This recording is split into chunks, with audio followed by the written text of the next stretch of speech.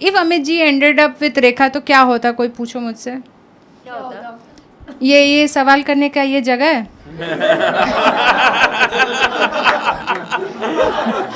I am a Bengali born and brought up in Bihar.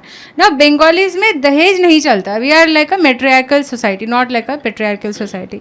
लेकिन जो Bengalis जो बिहार में, उन्होंने सोचा कि अगर बिहारी कल्चर से कुछ बहुत अच्छा सीखना चाहिए हमें। If there is one thing we should learn from Bihari culture, it is the Dahej Pratha.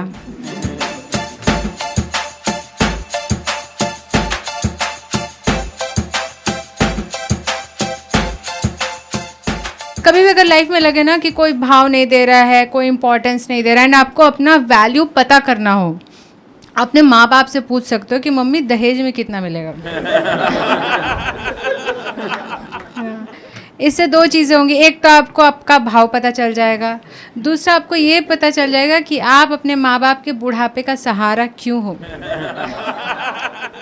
क्योंकि आप ही हो वो फिक्स डिपॉजिट जिसमें 15-20 साल का इन्वेस्टमेंट हुआ है, क्योंकि इसी में गारंटीड रिटर्न्स है।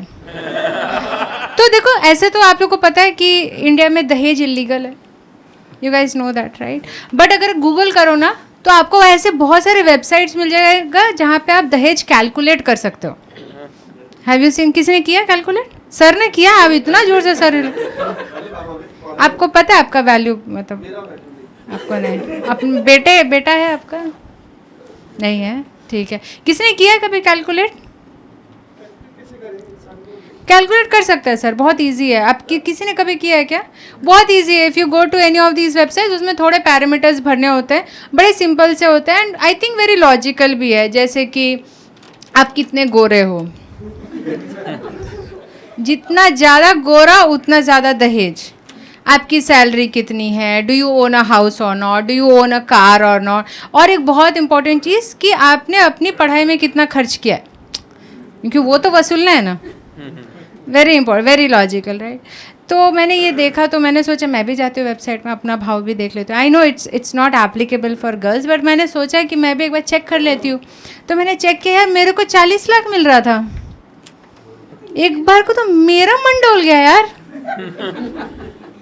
40 लाख दहेज मिल रहा था। कैन यू बिलीव दैट, है ना। एंड पता है, इन वेबसाइट्स पे मैं जाके फिर मैं सारे पैरामीटर्स ऐसे चेक कर रही थी, कुछ चेंज करके कि कितना भाव ऊपर नीचे हो रहा है, सब देख रही थी।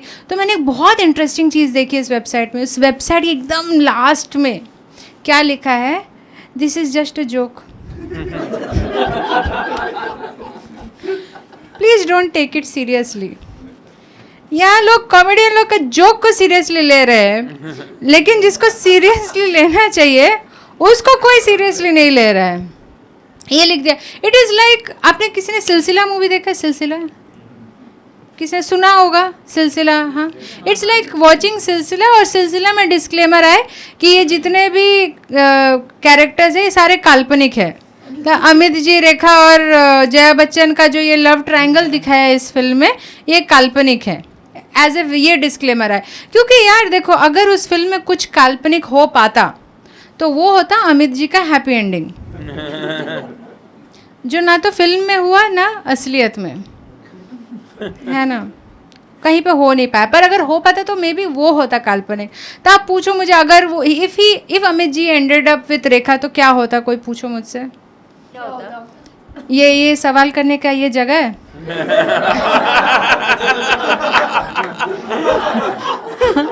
ये जगह है सवाल करने का। एंड दहेज से मुझे याद आया कि मेरी मम्मी को ना बचपन से मेरे लुक्स का बहुत टेंशन था। तो ऐसे तो मम्मी नॉर्मली बोल सकती थी कि बेटा you don't look that great, लेकिन मेरी मम्मी की ग्रैंड मस्ती तो देखो। ये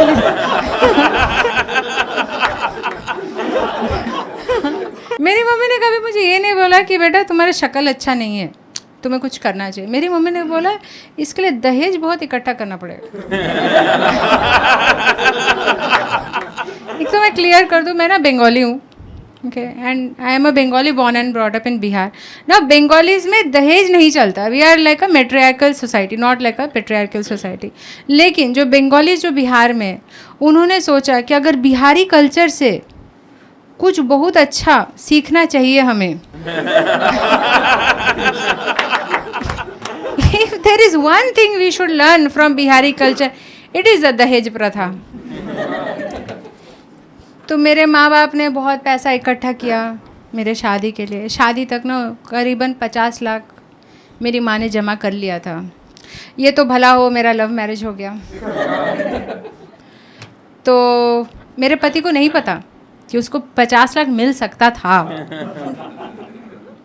ये अलग बात है कि मेरे माँ बाप को भी नहीं पता कि वो 50 लाख पहुँचे नहीं. तो जब मैं 12th में थी ना, तो मेरे पिताजी ने आकर मुझसे एक बहुत अहम सवाल पूछा कि बेटा अब तुम 12th पास कर रही हो, तो यू टेल मी, तुम्हें इंजीनियर बनना है या इंजीनियर से शादी करना है.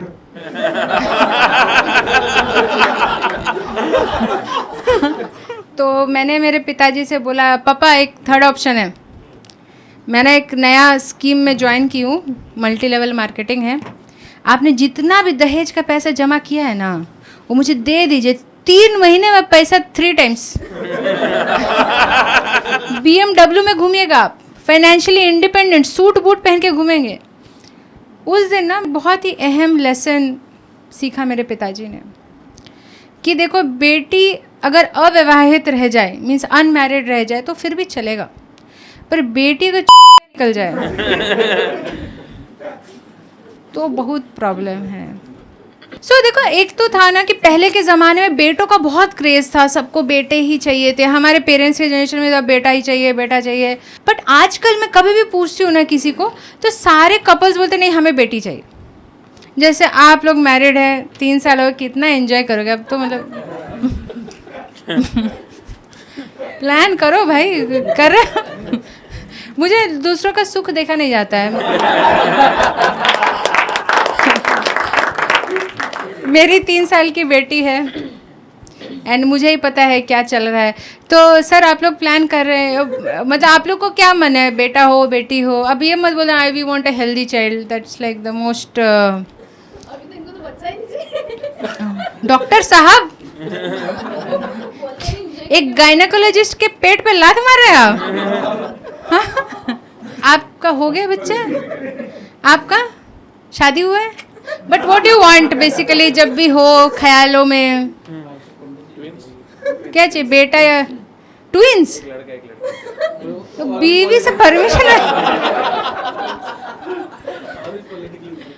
सब पॉलिटिकली करेक्ट. बट यूजुअली मैंने देखा आजकल ना बहुत क्रेज़ है कि बेटी हो, बेटी का बहुत क्रेज़ हो गया. तो मैं सोच रही थी कि यार अचानक से क्या चेंज हो गया. फॉर जेनरेशन सबको लड़का चाहिए था, लड़का चाहिए था. अब भी सडनली कुछ तो चेंज हुआ है. What is this shift? तो फिर मैंने देखा क्राइम पेट्रोल. बेटा लोग को जायदाद चाहिए.